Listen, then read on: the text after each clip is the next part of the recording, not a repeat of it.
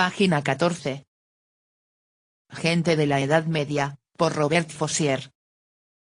1.3. Pero, no obstante, ¿ve los matices?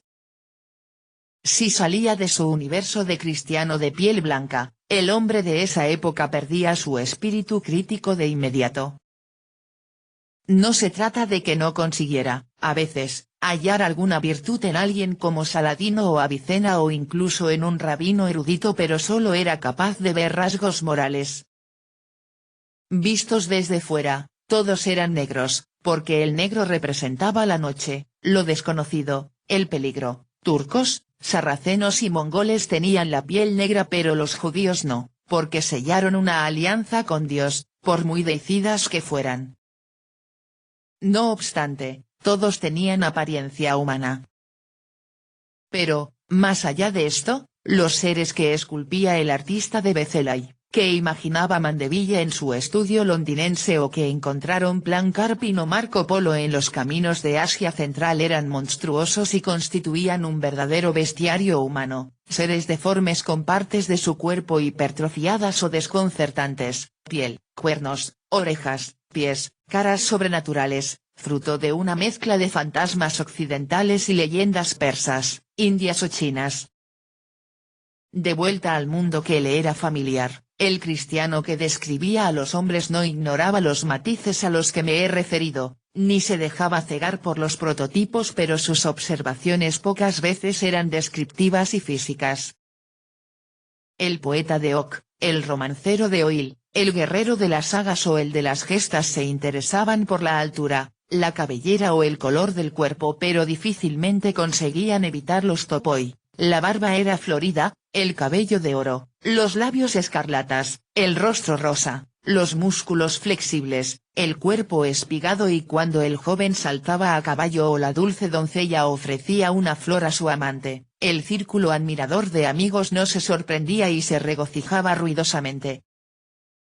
Es evidente que, como nunca se describe al campesino labrando o al tejedor tejiendo, el historiador, como suele ser habitual, no dice nada al respecto. Para despertar la curiosidad se necesita algo excepcional, como las hazañas fabulosas de los compañeros de Roldán o los buscadores del Grial, que sobrepasaban cualquier verosimilitud, aunque poseyeran un vigor deportivo extraordinario. Pero, quizá, estas proezas, que sin duda hacían vibrar de emoción a la juventud guerrera, solo tenían por objetivo instruir y no describir. Por último, era más bien el comportamiento general del individuo lo que parecía llamar la atención. Si la expresión no resulta abusiva, diríamos que era una visión sociológica y no fisiológica. Por ejemplo, si se hacía referencia a la obesidad de un rey y se deploraba, no era para aludir a su régimen alimentario desequilibrado, o porque preocupara su salud, sino porque escarnecía su función pública, y su actividad ecuestre y guerrera, y porque la obesidad entonces era un pecado, una falta, una desgracia. En este sentido, se prestaba mucha atención a la mirada, que era el espejo del alma, daba muestra de los sentimientos que animan al hombre que se describía o representaba, más que los gestos o la forma de vestir. Es cierto que las contingencias de una época pueden influir sobre el artista, se ha observado que nadie aparece riendo en los frescos o las esculturas del románico, como si pesara sobre la época una angustia por el presente. A menudo el ojo aparece exorbitado, con expresión de miedo, como una especie de reflejo ante el antiguo terror, ante el año 1000 que ahora se intenta tan forzadamente negar o tergiversar. En cambio, se lee paz en los rasgos reposados del bello dios o en los rostros sonrientes de las miniaturas del siglo XIII. La sonrisa de Reims no es un golpe de cincel genial de un artista inspirado, es la sonrisa de sus modelos.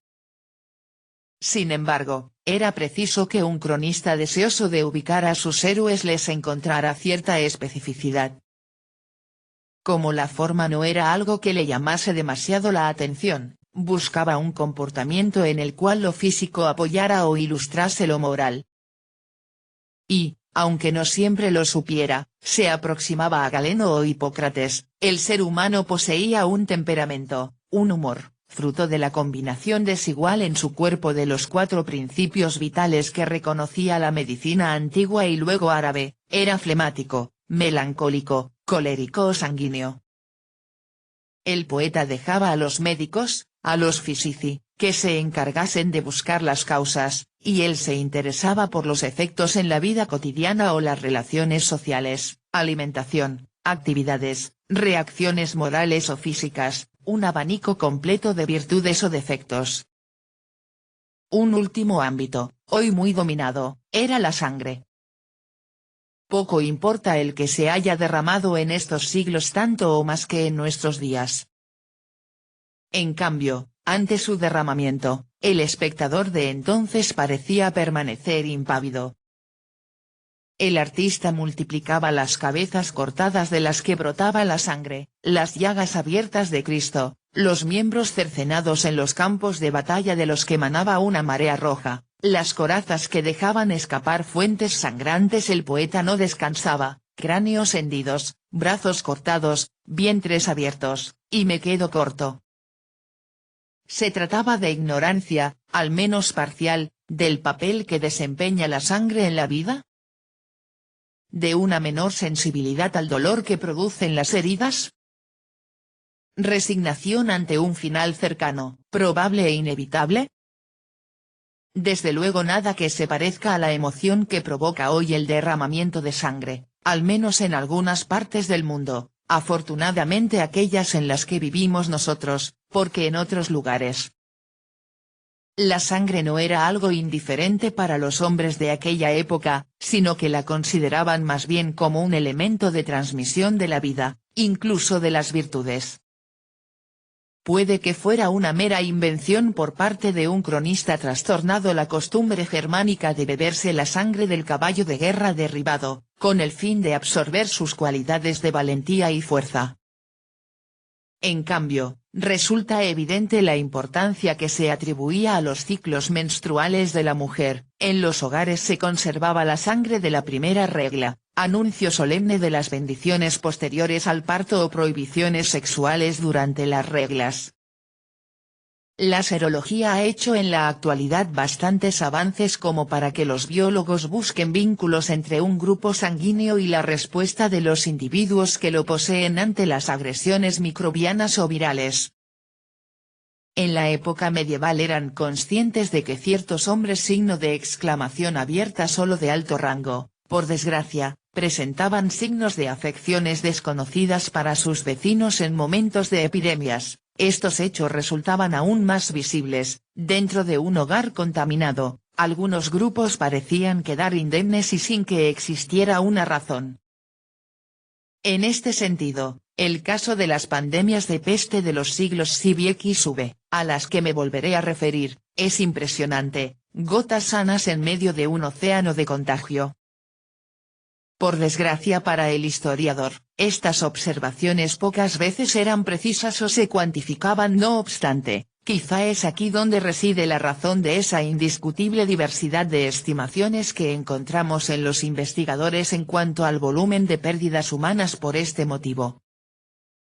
Como nosotros mismos durante mucho tiempo, entonces no se sabía, por ejemplo, que los individuos pertenecientes al grupo B no son vulnerables al bacilo de la peste y que, donde este grupo era mayoritario, en Hungría por ejemplo, la plaga no causó estragos o apenas lo hizo.